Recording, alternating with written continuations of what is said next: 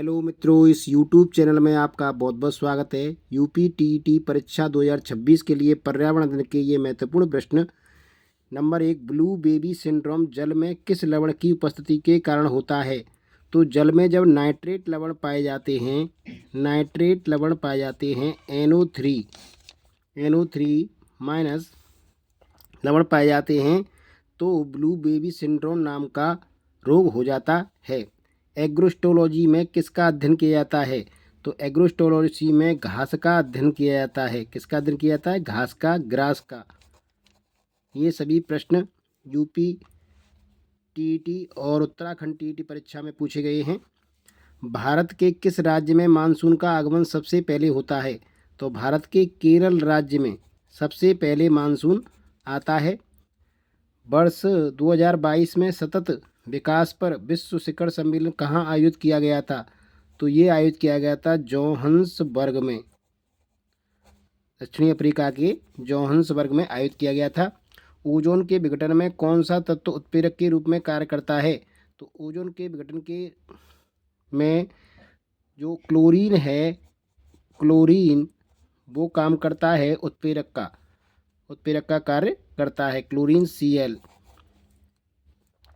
विश्व में सबसे तेजी से घटने वाला प्राकृतिक संसाधन कौन सा है? तो जैसे कि हम जानते हैं वनों का तेजी से घटाव हो रहा है, तो वन जो संसाधन है, प्राकृतिक संसाधन है, वो तेजी से घट रहे हैं। 7 नंबर, जैव विविधता हॉटस्पॉट की अवधारणा प्रस्तुत की गई थी। तो जैव विविधता हॉटस्पॉट की अवधारणा कब प्रस्तुत की गई थी? ये प्रस्तुत की गई थी 1988 में। कब प्रस्तुत की गई थी? 1988 में। विश्व प्रसिद्ध रिपोर्ट विकास की सीमाएं जिसमें अनंतित विकास के कारण विनाश की घोषणा की गई है, किसके द्वारा लिखी गई? ये लिखी गई थी मेडोज एवं उसके सहयोगियों द्वारा। मीडोज एवं सहयोगी, इन्होंने विश्व प्रसिद्ध विकास रिपोर्ट की सीमाएं जिसमें अनंत विकास के कारण विनाश की घोषणा की गई थी, लिखी गई। किस राज्य में संयुक्त वन प्रबंधन के लिए पहला प्रस्ताव पारित किया गया? तो ये राज्य था उड़ीसा। कौन सा राज्य था? उड़ीसा। चंदन के वन किस तरह के वन के उदाहरण हैं? तो जो चंदन के वन हैं वो पर्णपाती वन हैं। पर्णपाती यानी पत्तियां गिराने वाले वन हैं।